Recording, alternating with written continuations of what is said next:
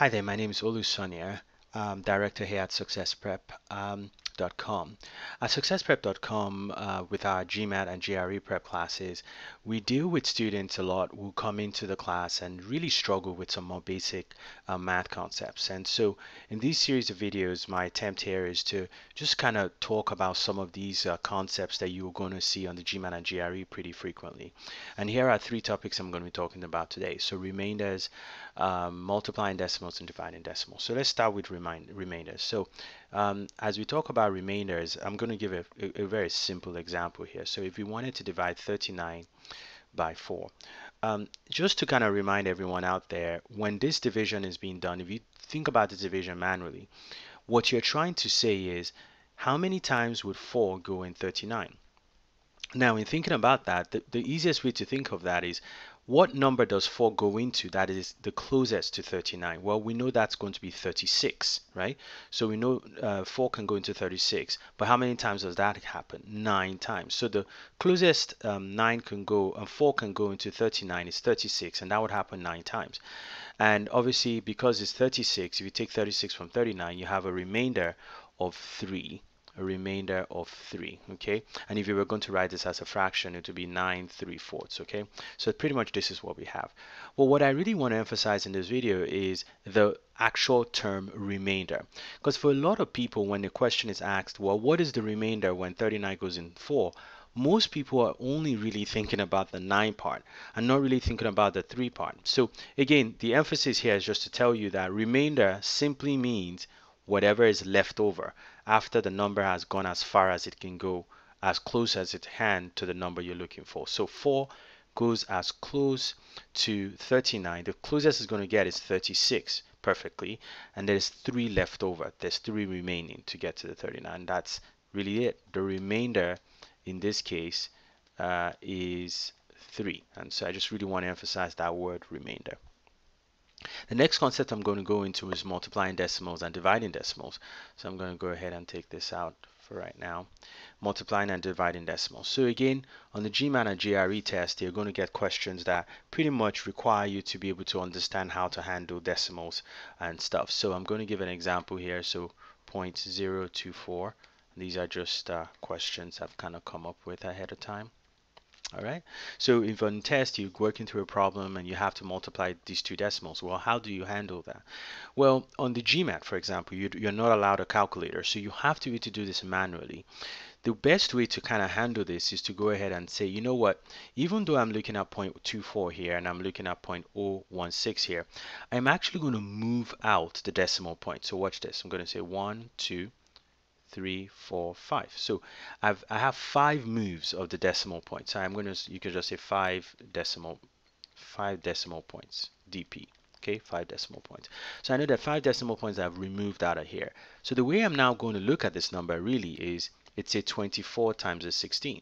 So do we all see that? We could see there that pretty much all I'm doing is just taking a 24 and taking a 16 part, as long as I identify how many decimal points I moved out to the right. So I'm going to go ahead and multiply this out. 6 times 4 is 4 there. 2, this is 12 plus 2 is 14. This is 4, that's 2. So essentially you have 388 here. Okay, so this is just multiplying 24 and 16. But we moved out 5 decimal places. Well, all you have to do now is just move those decimal places back. Okay, so it's going to go 1, 2, 3, 4, 5. Okay, so at this point you now pretty much have 0.00388, and that would be the product, the multiplication of 0.24 times 0.016. It's essentially this. It's the same thing the calculator will give you if you multiply these two decimals out. And the way we achieve that is by multiplying, first of all, moving the decimals out so that we know exactly how many decimals we moved out, and then moving them back in. All right, so this is when you're multiplying decimals. Let's move this up a little bit. Okay, so now if we compare this to dividing decimals, is slightly different a little bit. So if we had a very similar number, say we had 0.24 here times 0.016 there over 0.2 divided by 0.03 divided by 0.004, and we had to divide this. Okay, so how do we handle this? How is this different from when we're just multiplying? Well, in math, you always have to think about balancing whatever you do. Okay, so here, because we moved 5 spaces to the right, we had to at the end move 5 spaces to the left to balance that effect.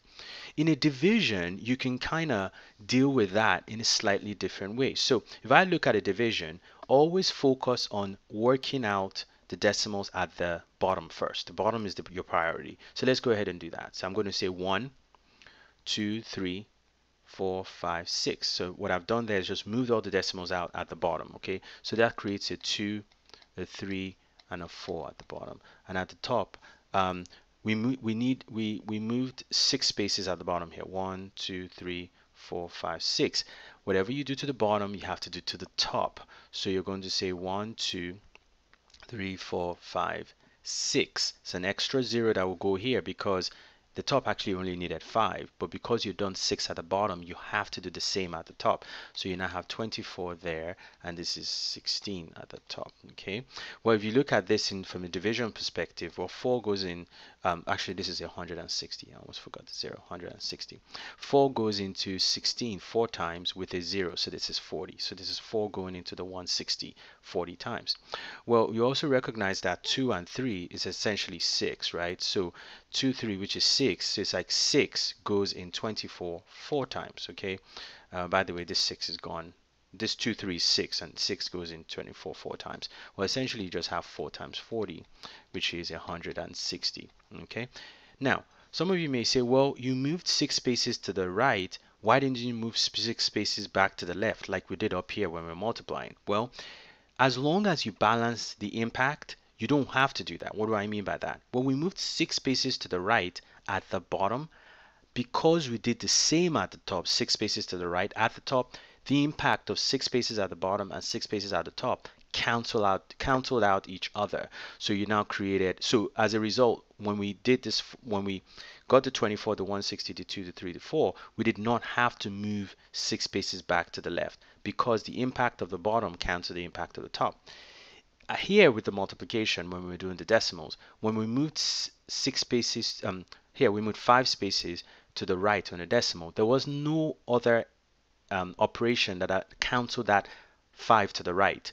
While here in the division, we had that. The top and bottom canceled each other out. But here, this did not have a top and bottom that could cancel out what I did. So I had to do it at the bottom. So that's a major difference between dividing decimals and multiplying decimals. So again, if you kind of want to hear that again, I'd advise you rewind this video and just kind of hear it a couple of times and it will make sense. Okay, in division, because the top and bottom can cancel out each other, you don't have to move it back at the end. While in the multiplication, you've really only done the move to the right one, so you need to do that at the end to the left to cancel the impact that you had at the beginning. Here you had to cancel it by moving the zeros back. So that's a major difference between multiplying decimals and dividing decimals.